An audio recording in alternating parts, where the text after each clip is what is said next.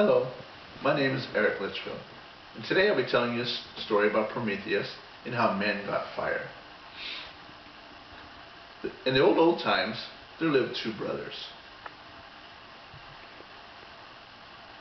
They were not like other men, or like the mighty ones who lived among the clouds. They were the son of a Titan, who had fought against Jupiter, and who was then sent to prison in the lower world. Prometheus, the older brother of the two, or forethought, who always thought of things for tomorrow, the next day, or even 100 years from now. The younger brother, Epimetheus, or afterthought, because he thought of things for yesterday, the day before, or even 100 years ago. But Epimetheus didn't have time for things, not even for things that were just a short while in front of him. But for some reason, Jupiter did not send these two boys to prison like the rest of the Titans. And Prometheus had decided he wanted to help and make the world a better place. So Prometheus, who did not want to live among the clouds or on the mountaintop with the rest of the mighty ones, he had decided to work on his plan to make the world a better place for everyone. So he decided to go live among men, but when he found man, his heart was filled with very much with sadness, because they were no longer happy or joyful like they were when King Saturn was king.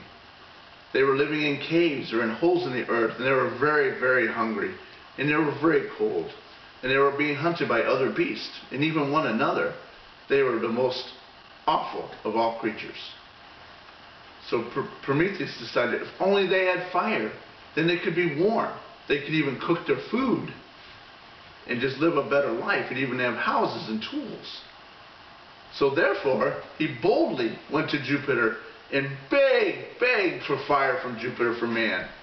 And Jupiter said, not a spark indeed will I give man. No indeed, no fire for man.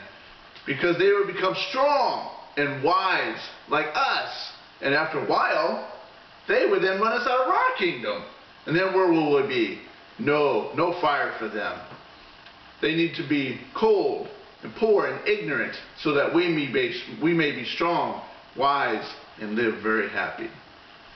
Prometheus did not like this answer, but he also did not reply to Jupiter. He just simply left Jupiter's side and the mighty company he kept. Prometheus then found himself along the shore. And there he found a long, tall, dry reeds, and then he broke some off. And inside was dry, soft pith, which could burn long and for a long time. So he quickly thought, I should take this to the dwelling of the sun. So he went there. And while he was at the dwelling of the sun, he went in the early morning, when the orb was starting to rise from the earth, before it started his journey across the sky. He then took the reed and reached out and touched the flame of the sun. And it caught flame and began to burn inside. So then he hastened quickly to his own land, where the man was. When he got there, then he called to the man, come out of your caves, come. And he built them a fire, and so they can be warm. And then he showed them how to build a fire from the coals and to keep the fire burning. Then they were able to cook their food and live like men and not like beasts. And after a short while, all the people came to dance around the fire and be cheerful. They were also able to be warm. Every house in the land then had fire, so they can be warm and cook their food.